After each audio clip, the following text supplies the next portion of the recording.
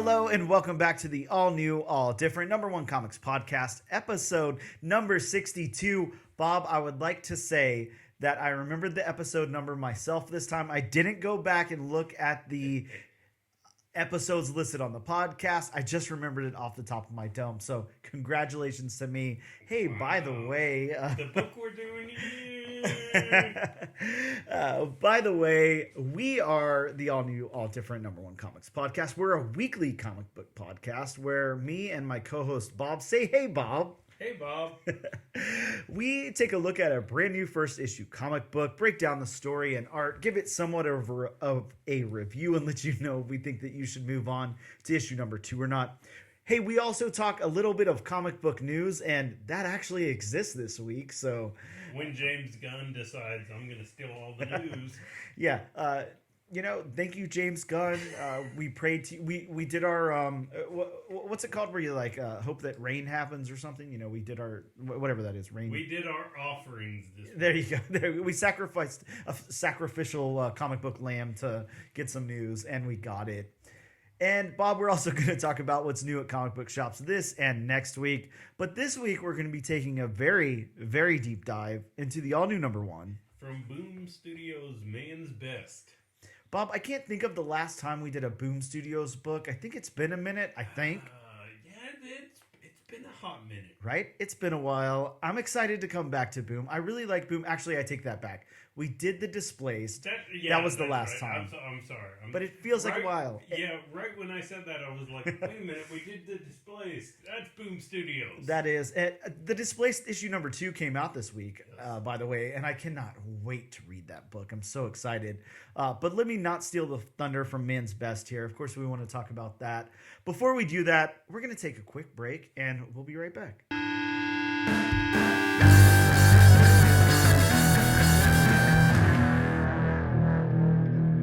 And we are back with episode number 62 of the all new, all different number 1 comics podcast to talk to you about some news that's dropped this week. Bob, there's some news this week. It's not groundbreaking news. It's not earth-shattering news. It's not the biggest news in the entire world, but it is news. I was gonna say even if it's small news, it's still news. Any news is news, right? Yeah. Well, I want to start off because a lot of this is like movie and TV news. Right. That's what most of it is. Right. Not too much of it's comic book related. Actually, I'm looking at it. I think we have one like strictly comic book related thing that's not movie or TV. But I want to start off by saying that, I'm going to give a disclaimer right now. That's not something that I normally do. I know, I was going to say, so you got to sing a disclaimer time. There you go. So I know how we both feel about Rotten Tomatoes and we feel about review sites in general because I mean, if you don't look at Rotten Tomatoes, what are you doing with your life? Right? You gotta base everything on Rotten Tomatoes. Exactly. With that being said, now again, these things are usually very skewed. Mm-hmm. I guess before I stumble all over my words here.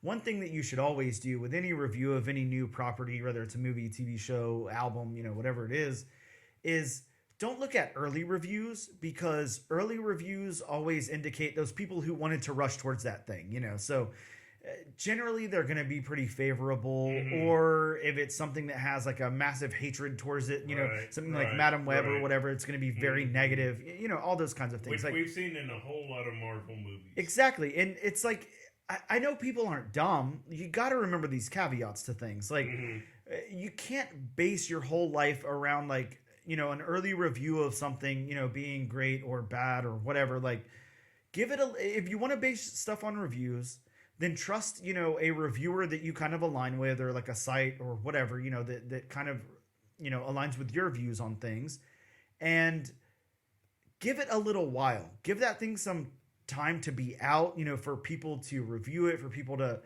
sit on it or whatever. Because those immediate reactions are always, again, you get something that's like, really, really high. Well, the people probably just really wanted to see that thing. They're probably really stoked on it. If they went back and watched it, 3 months later, would they give it a 100%? Probably not. There'd probably be some things they would, bring down or whatever. It might still be well reviewed, but it probably isn't going to be the highest reviewed thing in the entire world or whatever. See, this is why whenever I do use or go to RottenTomatoes.com, I never pay attention to the critic score, the score on the left. I always pay attention to the audience score, the score on the right. It makes more sense. Then I give it, a few weeks before I, make my opinion, because like you just said, very early reviews. Mm-hmm. I mean, if there's negative press or people hear, stuff about it, or if it doesn't agree with, their views, then of course it's going to be negative and it's going to skew towards the negative. Whereas you give it a few weeks to breathe, then those are when the true reviews are coming in. Exactly. And you always have to remember too, sadly, or, maybe not sadly, I guess it works. It's journalism. It's whatever. It's, everybody wants to be the first to something, so it's very important for a lot of those people to be like, I was the first one to review this. So that way you go back and look at their site or whatever, or their other reviews. Right. So there's just a lot of little caveats you got to remember. Now, with that being said, and that's my disclaimer. So I'm not trying to base anything off of reviews here, but, I'm just reporting some news. X-Men 97 debuted today. Okay. As we know, on Disney Plus. So the first and I believe second episodes, I think, debuted today. And it debuted with a perfect score on Rotten Tomatoes. So a 100, and, seemingly everybody's loving it. Now, again, it's probably not the most perfect thing any of us have seen, but a lot of the people reviewing it were probably starved for this. They've been anticipating it, and maybe it delivered on what they wanted. So I could see it being very well received. I think that perfect score is probably going to drop down considerably, but I could see it being very well received, regardless. So that's pretty exciting. I still haven't checked it out. So I didn't wake up this morning and do it first thing, because I had some other stuff I had to do. But I'll definitely check it out after, this episode, and I'll see how I feel about it. But very excited that that's coming out, at least with some positive reviews. It's nice to hear positive things, because there's so many negative things out there. And we know that. In other news and comic book news here, Image is republishing one of my favorite series of all time in a smaller format for a YA audience. So Saga, the book that's completely not young adult. I mean, there's some stuff that happens in Saga is all I can tell you. You open that first issue and there's definitely some pretty graphic sex scenes, with some weird alien creatures and stuff. Right. I've never really read it, but really? I do remember, seeing images from it. Mm-hmm. It's kind of like, okay. Now, there's some crazy stuff in Saga, but Saga is very, very good. It's a very good story. Especially for somebody like you, who loves like Star Wars and stuff like that. I mean, it's just a great story with great characters.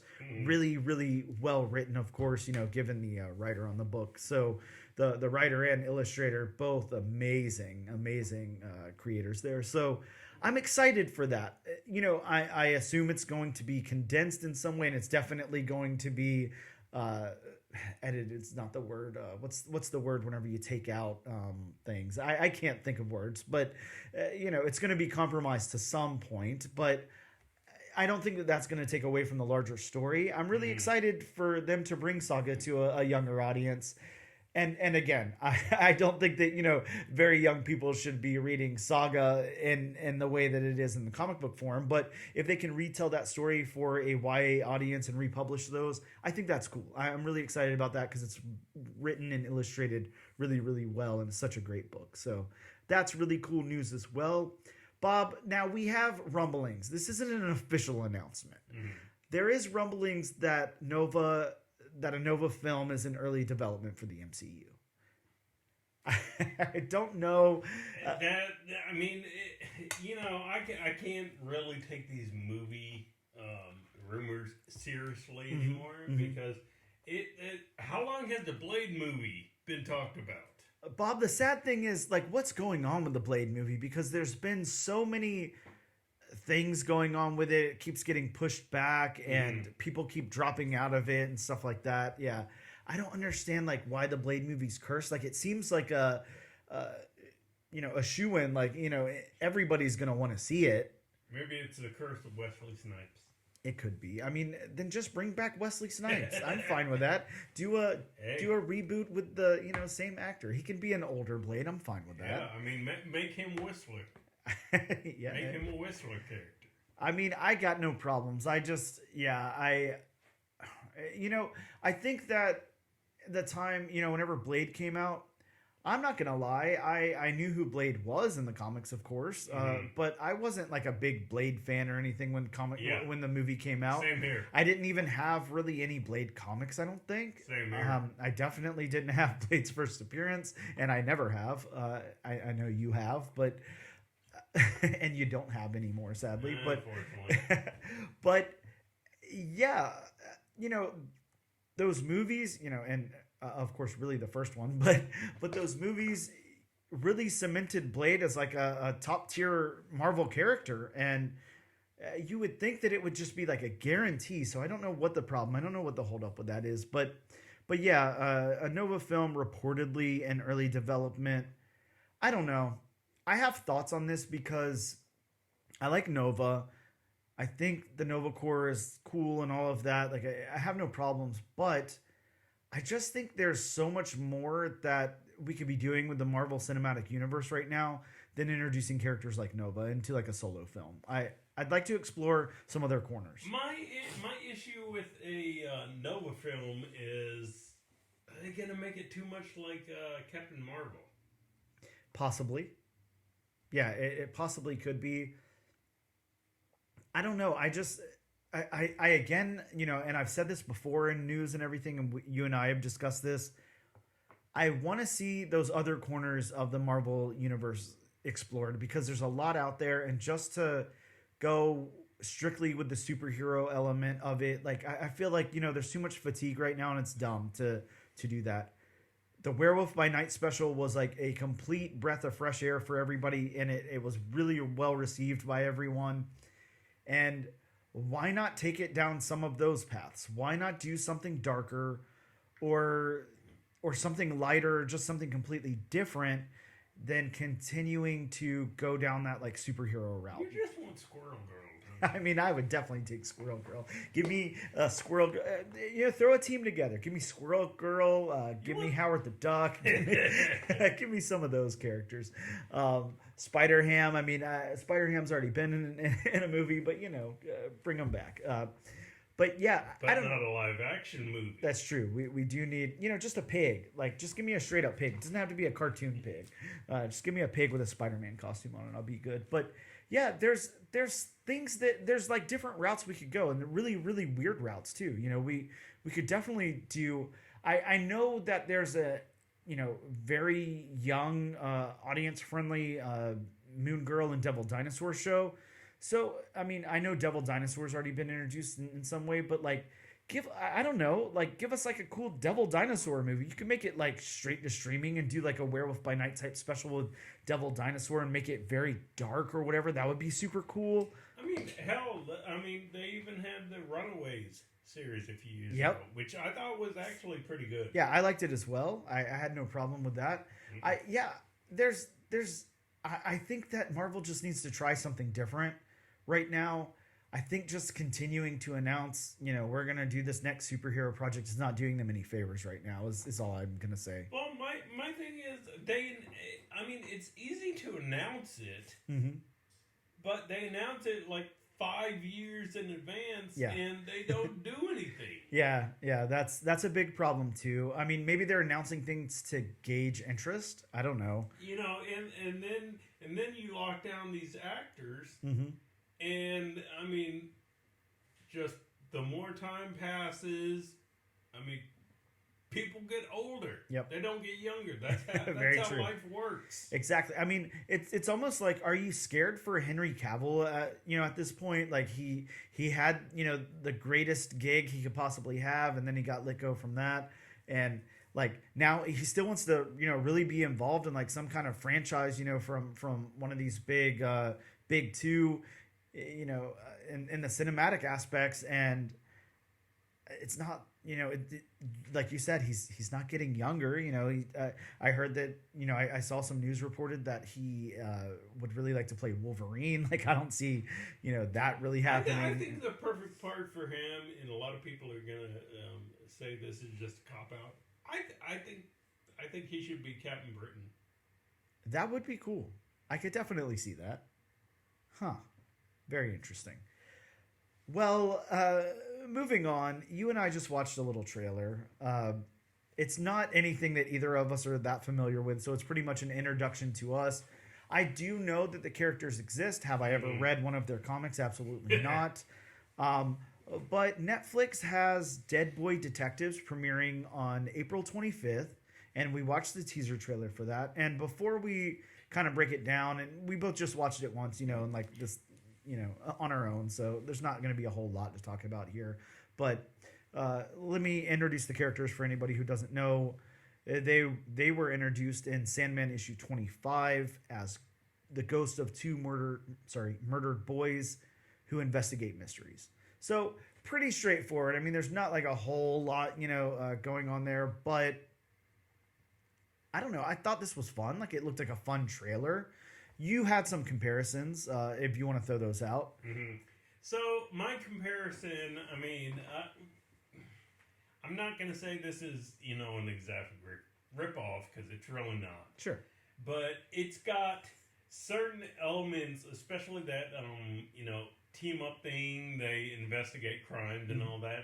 It's got the team-up of, like, R.I.P.D., albeit it definitely looks like a better version of R.I.P.D. Thank you. Mixed in with Supernatural, the CW TV series, which, I love. Yeah, and I haven't really watched, so, but yeah, I know that's, very well received as well. I don't know. I think this has definitely potential to be really good. Yeah. It looks probably a little more, I don't know, lighthearted than I would assume for like something in the Sandman universe. But with that being said, like, it looks like a lot of fun. I would like to watch it. Unfortunately, it's on Netflix, so we know I won't be watching it. But I'm not a Netflix fan or subscriber, so I don't have any way to watch that. But, maybe if it moves somewhere one day, or if somebody wants to have like a viewing party, I'll go and check it out. But yeah, it looks like a lot of fun. I definitely love to see it. It was a fun trailer. I can't, recall much that happened in it. It's basically like you're getting a glimpse of this world and getting introduced to the two boys as dead boy detectives. Mm-hmm. I don't know. Sounds like fun. Those are really my only thoughts on it, unless you have anything else you want to say about it. No, you summed it up about right. Now, next up, this might be like, I know you know this news already, so it's not going to surprise you. But we might have a lot to say. We might just, say the headline and move on. I don't know. We're gonna see what happens here. But a Popeye movie is in development with a Sopranos screenwriter attached. Don't really have an opinion on it. It doesn't have Robin Williams in it. Yep. I think it's unnecessary. Well, it's definitely unnecessary, but of course, we have to bleed dry any IP that we can, for nostalgic purposes and monetary, I don't know words, but, reasons. I don't have a problem.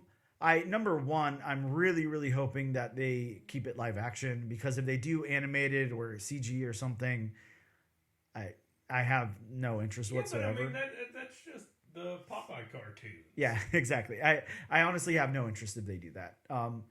But I'm with you that Robin Williams and who played Olive Oil? I can't remember the actress name now. Is it a lady from The Shining or something? Oh God, that's we do have the internet at our hands here, but yeah.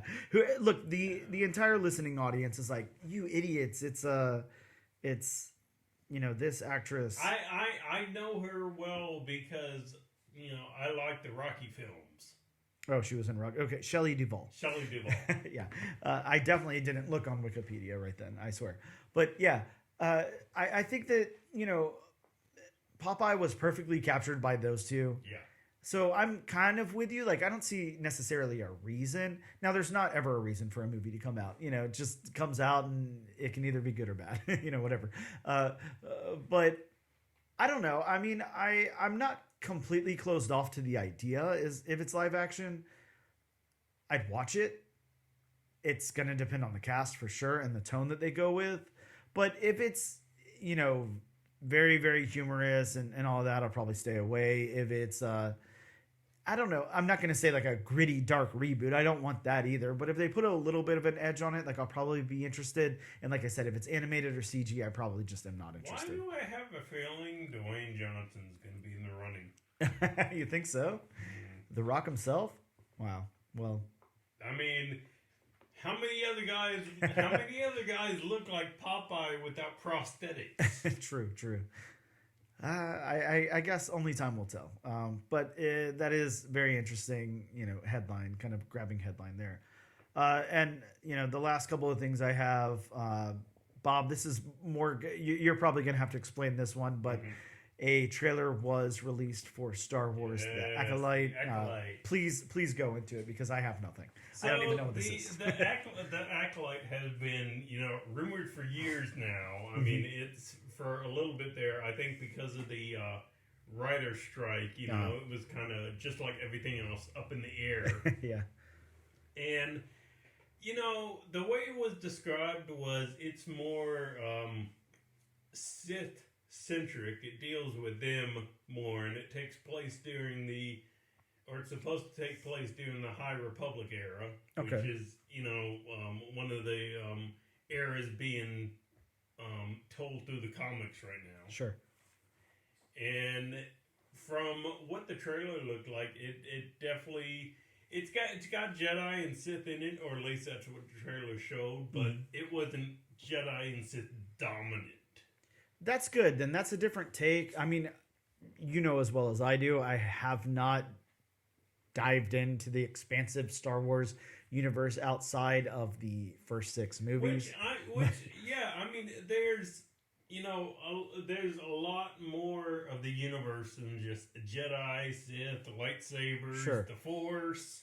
So, I mean, if you can show assassins that hunt, Jedi and the martial arts aspect, the fighting aspect of the characters, then that's a win for me. Sure. Yeah, I don't know anything about it. Is it planned to be a movie or a show or show? Okay, a show. Show. So it comes out in June. Kind of a commitment, but that's good, for people who are really into Star Wars. I think you guys like that commitment, definitely. And I think Star Wars seems to be really thriving on their series and stuff like that. Seems to be doing very, very well. Seems like that last trilogy of movies, was not that well received. Not that many people loved those. That's an understatement. Well, hey, to each their own, I guess. But and last little bit of news: Teen Titans movie is in development from a writer from Supergirl writing the screenplay. I don't know. This also, it's kind of a headline. I don't have much to say about it. I'm unfortunately not the hugest DC fan. Outside of that, Teen Titans also not really my thing. Whenever I go to DC, I'm more into Wonder Woman, Swamp Thing, kind of Animal Man, stuff like that. I've never read the comics, but I did like the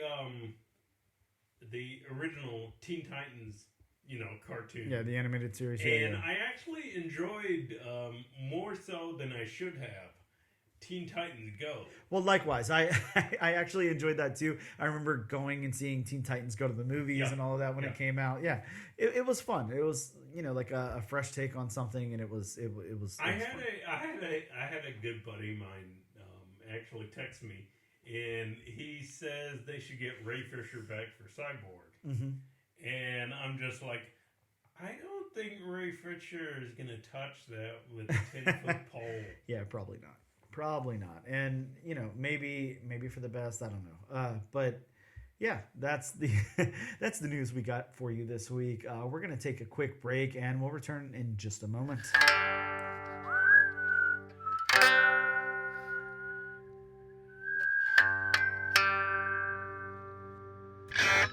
And we are back with episode number 62 of the all new, all different number one comics podcast. Bob, let's hit them with some of the new comics that are out in shops this very week.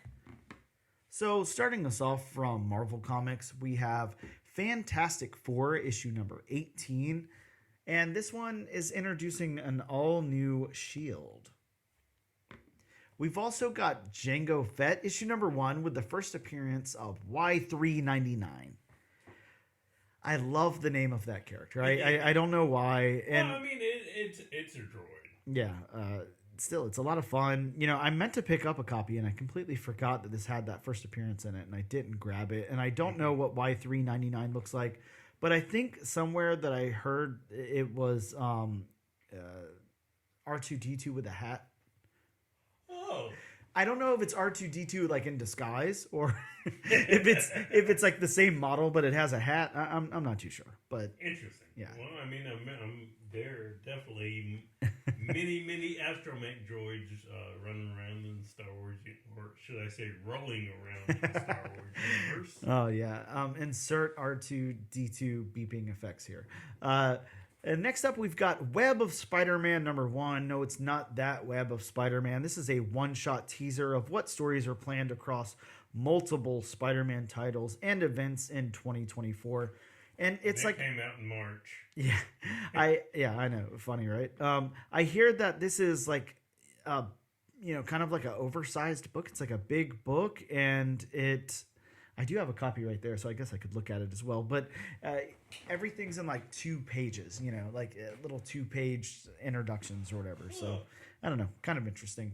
And we have X-Men Forever, number 1. This is a 4-issue limited series that ties into the fall of the House of X and the rise of the Powers of 10. From Image Comics, we got Cobra Commander number 3. I know you're stoked, Bob, as well as Spawn issue 351. Still with that $2.99 cover price. If you're not picking up Spawn and collecting Spawn, I mean, I don't know why. That's the cheapest comic you can get monthly. So might as well. Good content, too. Spawn's actually really good. Well written. Really good art. From Boom Studios, we got Dune House Carino issue number 1. This is a prequel of Dune that leads up to the events of the first Dune novel. So, like I said last week, probably a good one to pick up, maybe hold on to for a while. People might want that later on down the line as it explores what happens before the first novel in Dune. Kind of cool. We also got The Displaced issue number 2, like I talked about. Really, really excited to check that one out. I can't wait to read it and see where it goes, because that first issue was just phenomenal. Yes, so it was. Really looking forward to that. And we have Man's Best number 1, of course, the book that we're going over today, so I won't go too deep into any of that. Bob, from Dynamite, we got Elvira Meets H.P. Lovecraft issue number 2, a book that neither of us knew we needed in our lives, but I'm very excited to read the second issue of.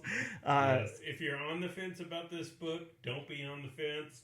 Be on the side that picks it up. Yeah, and can I say this too, to anybody who might just be popping in for this episode, maybe you didn't check out that episode where Bob and I covered issue number 1, go back and check out that episode, because, I mean, pleasantly surprised is the biggest understatement I could say. I mean, we were floored with how good this book was, and I will say this, and I'll parrot back what I said before, it had no reason to be good, and our expectations were so low. I was like, wow, we landed on this book. This is going to be the dumbest thing I've ever read in my life. And it turned out to be very, very good. Yeah. So just saying, take it from 2 guys who at the very least read a new comic book every week, but, for the most part read like, 10 or 20 of them. It was a very, very enjoyable book. Definitely something we recommend you should check out. Over to DC Comics, Bob, we got one that I know you're really stoked about. We got Ape Real Special number 1. This is an ape-eccentric monkey. All of those things. What's the word for that group? Simian primate. Simians. I don't know. Simian. Okay, yeah. Simian-centric book of all of DC's characters in that realm. Of course, there were some cool covers. There was a great homage cover in there. And there's also this scratch and sniff, or as our local comic book shop owner, Ben K. over at Gotham City Limited, pointed out to me, a rub and sniff if you want to do that. You don't have to scratch the cover. But banana scented cover. And I picked up my copy. I can't wait for my short box to smell like bananas is all I can say. Would you like to do something different and give your reaction live on the podcast? Oh, is that what we're doing? Yes, we are doing this. All right, let me move for the pile here. I got to get over to DC. I'll do it. I'll do it for a very big pile of comics. yeah, it is quite a pile. I'm only in Boom, so let's go over to DC. There we go. We're in DC land. All right, Bob. I'm gonna do it. Okay. He's picking up the comic now. I'm gonna do it for the cast. Taking it out of the bag. All right, and you see here, Bob, this is one of those covers where it's got like the protective, like white front and back cover. So we're gonna push that to the side, and there is the banana itself. All right, Bob, here we go. He's rubbing. He's rubbing. Oh yes, that is a very interesting. Really? Yeah, Bob, here, take it. Yeah, that smells like like a banana extract or something. It's got a pleasant smell to it. Not overwhelming. It's pretty subtle, but I can definitely smell it. I can definitely smell the banana, but it also has hints of Play-Doh. It's almost like we're reviewing wine here, fine wine or something. Yes. Banana with hints of Play-Doh. That would probably make for a great wine. I don't know. I don't drink, but it's got a foamy head. Exactly. I could, take a sip of some banana wine and then spit it out into a glass, I guess. I don't mind. Well, there you go. You have it here first. Our live reactions of the banana rub and smell cover from April special. Now I'm just smelling that. I think I got a little too close. Well, fair enough. I'll lend you my bag and board. There could be worse smells, though. That's very true. Yeah, very, very true. I don't know if you remember the 90s Marvel Ren and Stimpy comic, but one of those also had a scratch and sniff cover. I never scratched it off. But I do remember. Yeah, it might have been the first issue. I do remember that. Yeah, I'm going to have to... I don't know what it was supposed to smell like, but... being that it was Ren and Stimpy, I'm guessing nothing good. Yeah, old socks, farts, something like that. Probably vomit, cat litter, not something great, I would assume. Maybe it's Powdered Toast Man, I don't know, could be. Either way, also from DC Comics, we got Batman Superman World's Finest 25. Bob, this one has the origin of Lex Luthor and Joker's first meeting. I can't believe it. The two characters met up. Wow, what a great thing to document in this comic book. Everyone should go out and buy 25 copies of it. I can't say anything.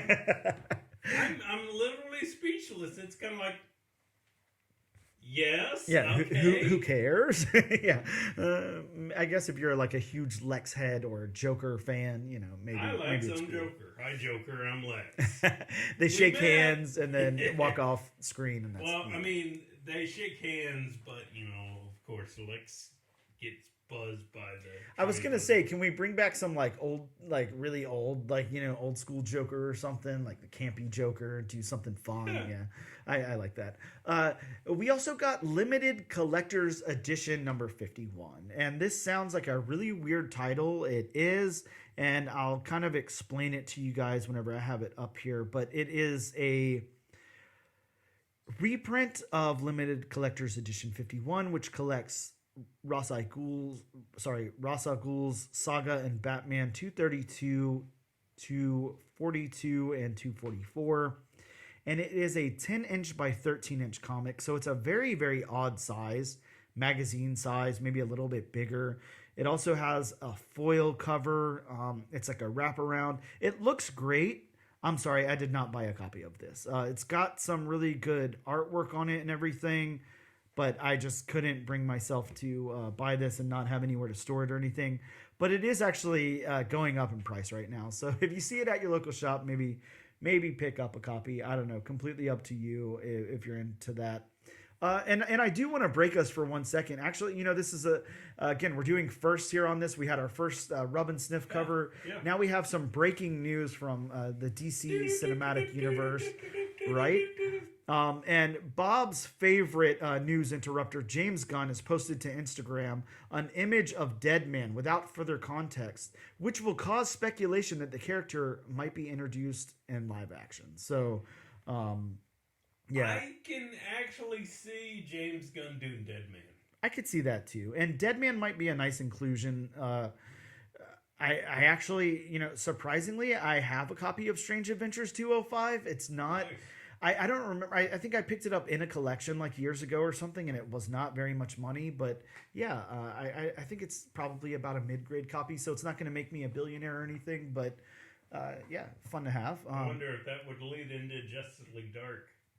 Now that would be cool. I'd be all about Justice League Dark. Yes, please give me some Zatanna. Yes, let's do it.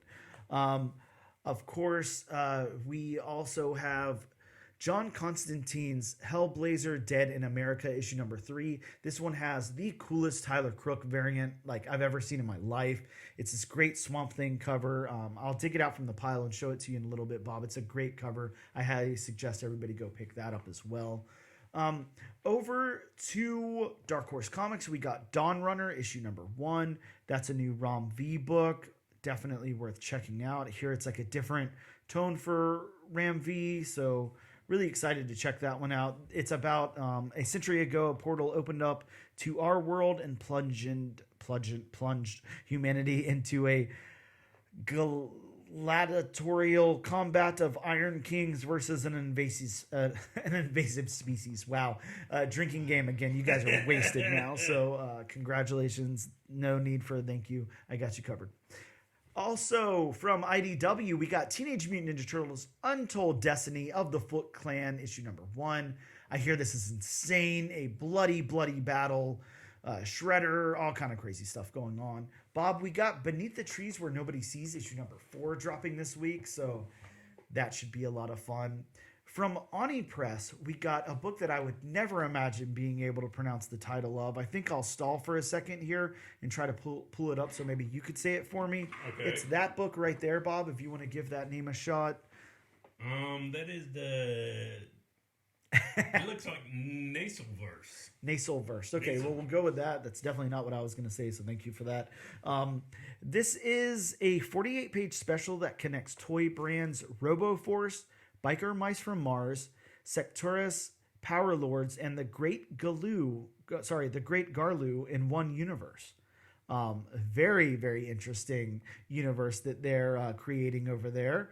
And I'm excited to check it out. I did grab the Biker Mice from Mars variant because, I mean, come on, that was such a fun show. Such a bunch of craziness. Yeah. So I had to pick that up. Bob, from Archie Comics, we have Pop's Chocolate Shop of Horrors 1. It's a, horror anthology one-shot issue.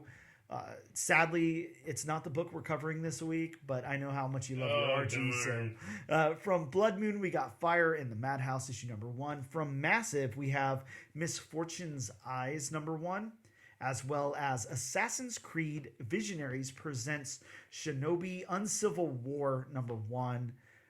Award for longest title this week goes out to... And you actually said it without stumbling. Right?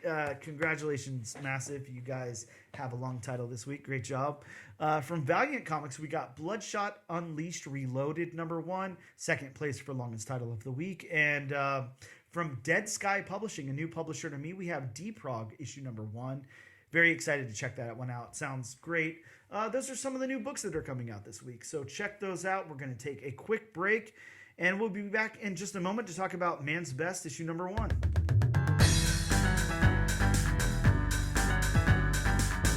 And we are back with the all-new, all-different number 1 comics podcast, episode number 62. Bob, it is time to talk about the comic book that we are talking about this week from Boom Studios. We have Man's Best, issue number 1. I'm pretty excited to talk about this book. There's a lot here to unpack. But before we do that, let me read from Boom Studios' own site, their solicitation for the book. Homeward bound on an alien world, Man's Best follows 3 emotional support pets living on the Starship Horizon, a spacecraft searching for a new home to house humanity compromised by bad decisions and corporate greed. Oh no, that sounds a little too familiar to real life. Yeah. But after the ship crashes and the crew is captured, these loyal pets are their owner's only hope. Outfitted in outrageous tech, the 3 best friends must traverse a hostile world to rescue their owners, leaving them with the only hope for humanity that might not be worth saving. In a harrowing adventure, the pets are faced with challenges that threaten to destroy their most valuable treasure, their friendship. Oh. Aww. I would love to insert like a whole audience awe. Yeah. Like I think I'll grab one from like Full House or something, you know. Maybe I'll get some of those I mean, if you're gonna grab a reaction, make it Full House. right? I'm hoping I can find like, you know, maybe one day we'll find like a comic book where somebody's kissing and we can get the cool like Saved by the Bell like I love those things. I mean, those are my absolute favorite. The laugh tracks. Yeah, laugh tracks are actually a great thing. It's no joke. Let's talk about these creators for a second before I go into my synopsis. And that would be, Bob, you're either going to be proud of me or very disappointed. We're going to see which one happens first. We're going to say this is written by Pornsak. Damn it, I messed up. Oh, man. I thought I was close. I wasn't close. Pornsak Pichetshote. Yes. That's how I'll say it. He is a Thai native, so obviously his name was not going to be easy for me to say there. But apparently not. I got it on the second run, so I'm semi proud of myself. I mean, it only took you 2 tries. Right? Yeah, that's not too bad, right? No. 2's not too bad. No. I'm not going to go over all of Pornsak's credits here like I normally do, only because you really got to take a deep dive and really look, because Pornsak has been an editor and an assistant editor and all that for a very, very long time on a lot of titles, you know, going all the way back to like 2003. So, Ooh, wow. yeah, a little hard for me to... He's done things. Oh, yeah, definitely. But speaking of done things, Bob, are you familiar with the Image comic The Good Asian? No. So it was a 10-issue series that came out in 2001, like in May 2001, and wrapped up in April of 2022. Bob, it's such a good comic. It's won so many cool awards and stuff. Just really, really good stuff. And yeah, definitely worth checking out. But that's one of Pornsak's biggest achievements that I could talk about. And also actually one of my favorite comics of all time. You know, I've got like a little desert island trade paperback thing going on. You know, there's only one trade I could bring, or a few trades. I'll say a box of trades. Let's make it a little more fair on myself.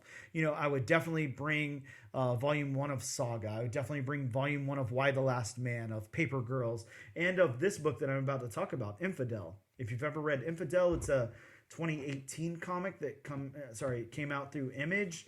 And it is like the most terrifying thing you'll ever read in your life. And that was written by Pornsak. Really, really, really good, really outstanding. I highly recommend that book to everybody. But those are, a couple of things from Pornsak that I really wanted to talk about there. Again, I don't see the need to go into all of his work because it's just going to be a little too hard for me. Next up, the illustrator of this book, and he illustrated and colored this book. It's Jesse Lonergan. I'm going to say. You give it a shot, Bob. Lonergan. Okay, Lonergan. Yeah, sounds good. I just, I'm great at pronouncing things. So, Jesse... That's why I'm here. Exactly. Jesse's worked on Mad Cave Studios' Legacy Battle Cats, on Star Wars High Republic Adventures, on TMNT, on Dark Spaces Good Deeds, and, a couple of other things. Done like a little bit of cover work, a little bit of... interiors here and there, but hasn't really had much of like a proper series to speak of, like really anywhere. So It seems like this is really gonna kind of be, one of the first. His first true series. Yeah. And I'm with that. It's some pretty cool, like original art and everything. So I think good things are to come from this creator here. And now let's go into my synopsis so I can stop stumbling and, maybe talk about something I know a little bit better.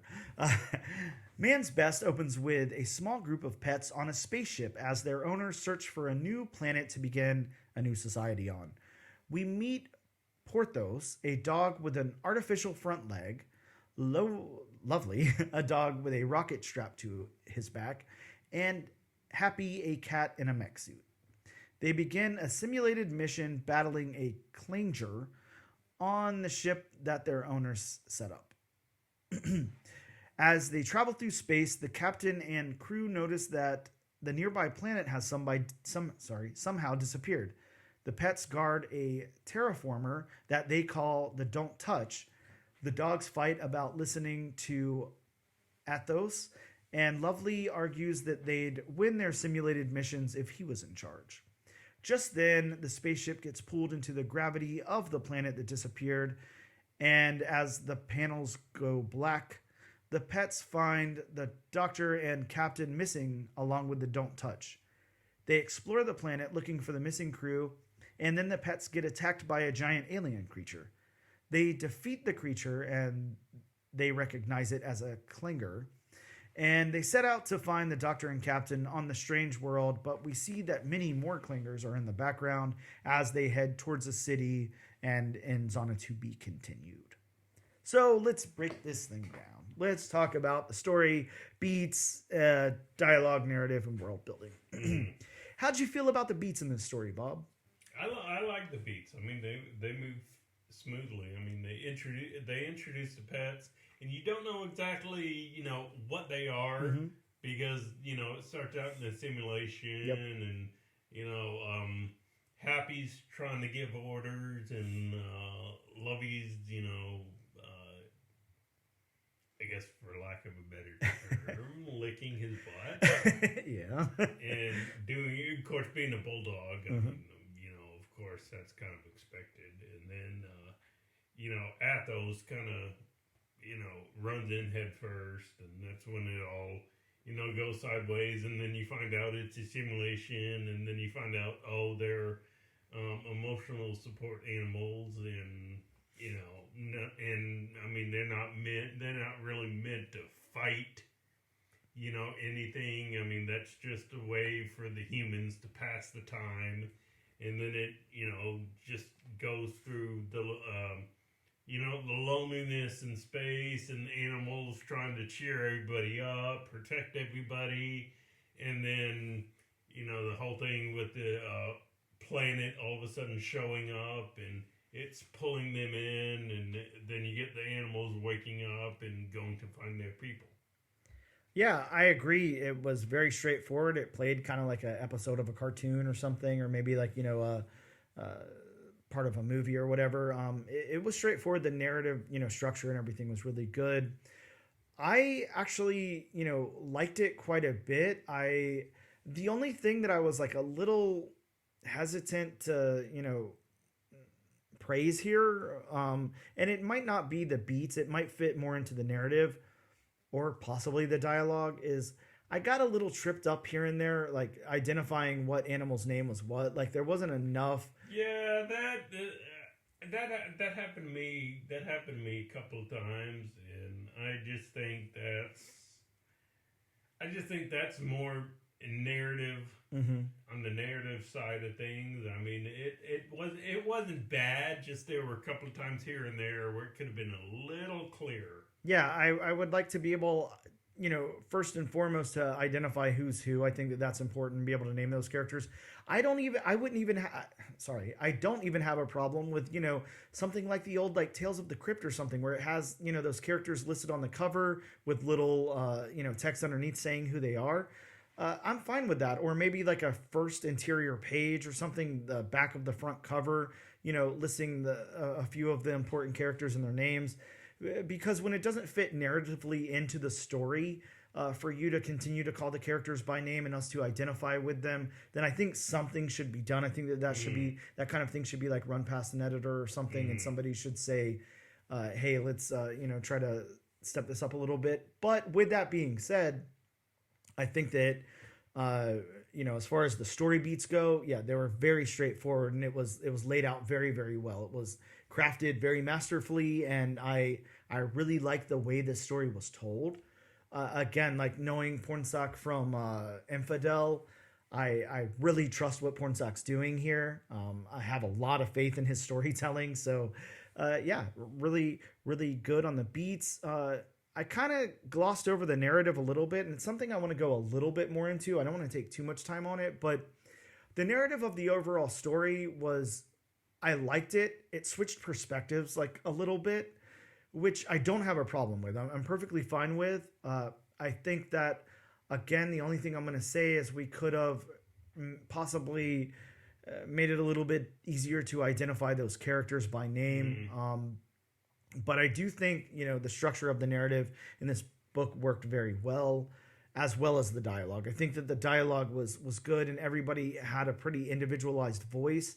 We're able to definitely, just off the tone of what these animals were saying, able to tell who was who. It just was hard to place them with a name sometimes. How'd you feel about the dialogue and narrative? I mean, the dialogue was basically, pets. Yeah. I mean, you had the, you had the captain who was just, pretty much all business. And you had the doc, which of course is the owner of the emotional support animals. So I mean, there were those moments in the comics where you could definitely tell that she was struggling with something. So I thought the dialogue worked, and except for the identifiability of, if that's a word, of certain characters, the animals, I thought their narrative worked. Yeah, I agree with you. How about the world building then? I think that's important, even though we don't have much of a world to go off of. It's like, a world building in a spaceship. But the ship, and then you get the planet at the end. I thought that this was fleshed out really nicely. I thought that there was a lot here. It felt very lived in. We have things like the don't touch. I really liked that element of it. I thought that was cool. And it's like, think about, if you were to get into your pet's head or whatever, there's so many words that you repeat to a pet, over and over again. Don't touch. Yeah, don't touch that. Stay away from that. Bad, no, and stuff like that. And I would like to think that animals would identify, in their own language, stuff like that as well. That's the no. That's the don't go over there. That's the don't touch. I am glad for the world building that they didn't confine themselves just to one little area of the ship. Yeah, I agree. And another element of it that I really liked a lot was the danger room, their version of the danger room here. I thought that was really cool, and it wasn't meant for the same purposes as the danger room, but that's kind of the purpose that it served. They were prepared to fight these aliens, based on the little missions that were put together for them to battle those clangers or whatever they're clanger. Super cool. Also, another thing with the world building, that the last thing I want to say with it is I really do think that they really built out this world. Pornsak and Jesse, sorry, I don't have his name in front of me, but Jesse. Yeah, Jesse. I think that they really did flesh out this world with things like that. With the clanger, with the don't touch, with the horizon, all of that. It feels like a real world that we're exploring here. So I think they did a great job on that. Let's go into the art then. Jesse Lonergan. How about the character art? How'd you feel about that? I mean, I can't necessarily say that this is my personal style of art that I enjoy, but I think it works for the tone of this book. I mean, you don't need it. Just like Animal Pound. Yep. I mean, you don't need a book like that to be, like still images taken from a painting, Sure. Alex Ross kind of stuff. You do want a little bit of, you do want it drawn a little bit of a little lighthearted, and, maybe not everything is 100% perfect, but it doesn't need to be. Yeah, right. And I think one of the interesting things I can say about the characters in this and the art overall, of course, this will be kind of a blanket statement to the art, is I could definitely see this, in the Pixar world or something, or a Disney animated film, something like that. This is, this would work very well as a movie. Pornsak didn't have any trouble comparing it to, something like Homeward Bound, but in a spaceship, which I think is a cool pitch either way. I could see that in this world, but I think the thing that I really appreciate about this is the contrast of the storytelling to the artwork. It's a little gritty. It's a little, I don't know. It almost lives in this weird realm of I could see I mean, not quite, but we're talking about those old Nicktoons and stuff earlier, Ren and Stimpy, Rugrats and stuff like that, Rocko's Modern Life. I could see a little bit of that kind of grit to it, which I really appreciate. I think if you gave it the really sleek look of a Wall-E or something like that, or an Up, I don't think it would have the same appeal to me. So I like the character art in this. I think that it really works for the tone of the book. Like you said, it might not be your preferred style of artwork, but I think in combination with the writing here, I think it works really, really well. And I actually really like it. I think it's done nicely, and I see, a lot of, the characters are done well, and I don't really see a lot of corners cut or anything. So I definitely appreciate this artwork. What about the backgrounds, Bob? You're the background guy. Let's see if it passes your background test. Always a very, very important test that we pose here on this comic book podcast. For me, again, just like the art. I mean, the backgrounds. Again, not the best backgrounds that I've seen. Sure. To be brutally honest, but again, just like the art style in general, for this particular book, the backgrounds work. Yeah.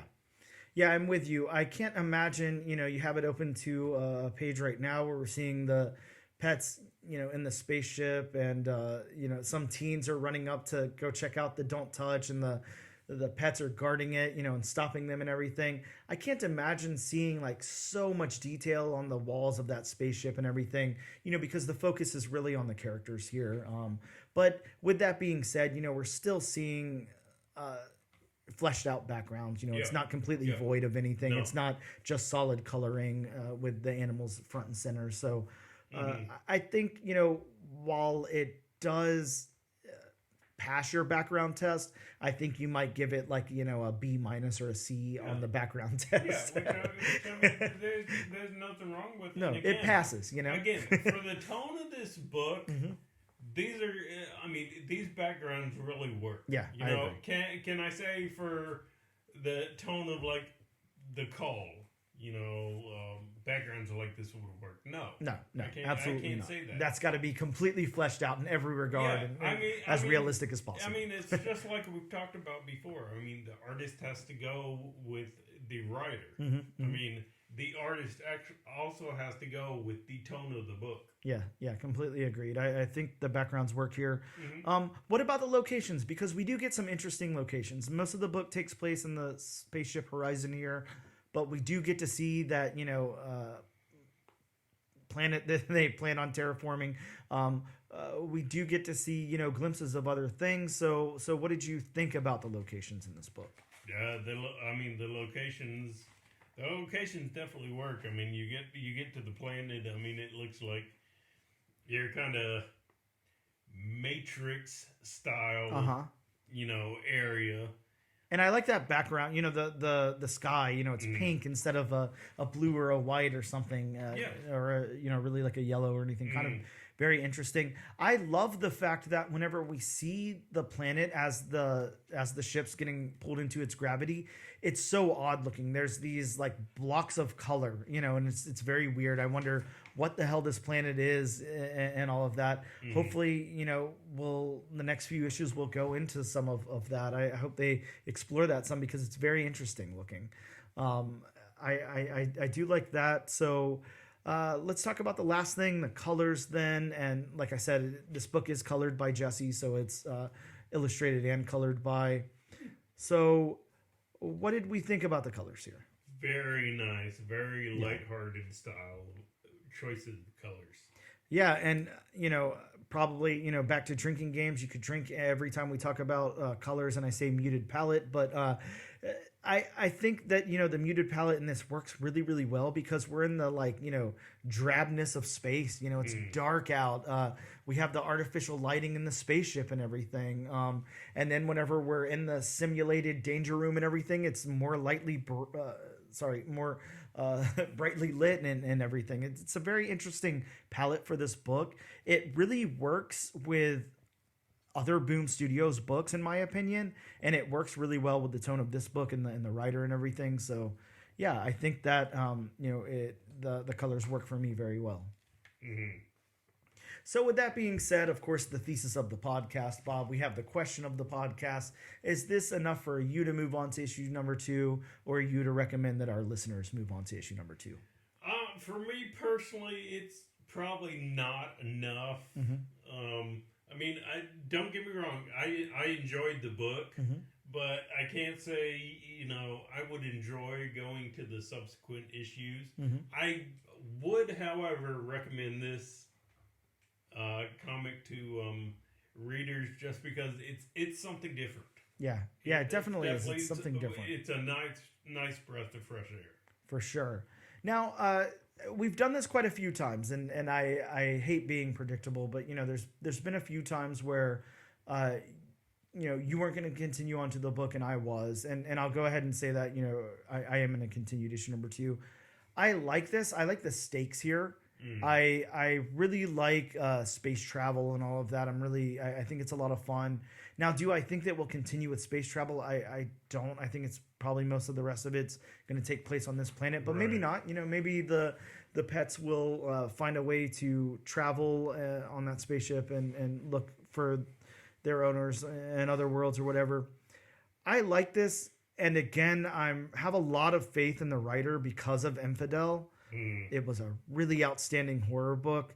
And I think that Pornsak can take this in some really, really interesting places. If it were a different writer on this book, I might not continue on to issue number 2. I like the illustration, but it's not enough to sell me on the book. But since it is Pornsak and I have such a strong devotion to the writer of Infidel, I definitely want to continue on to see what twists and turns this takes.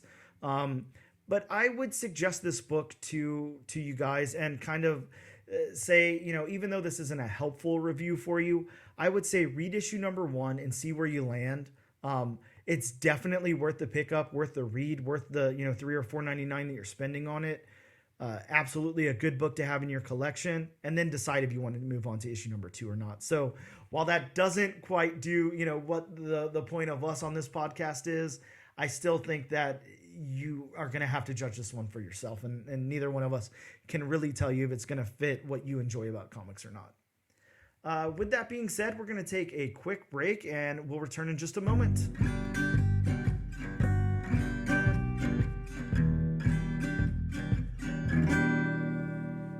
Hey guys, we have a really great interview with David Pepose coming up in just a moment, but we needed to break this episode up into 2 parts, so look for that in part 2, and you'll also get the rest of the podcast after that interview.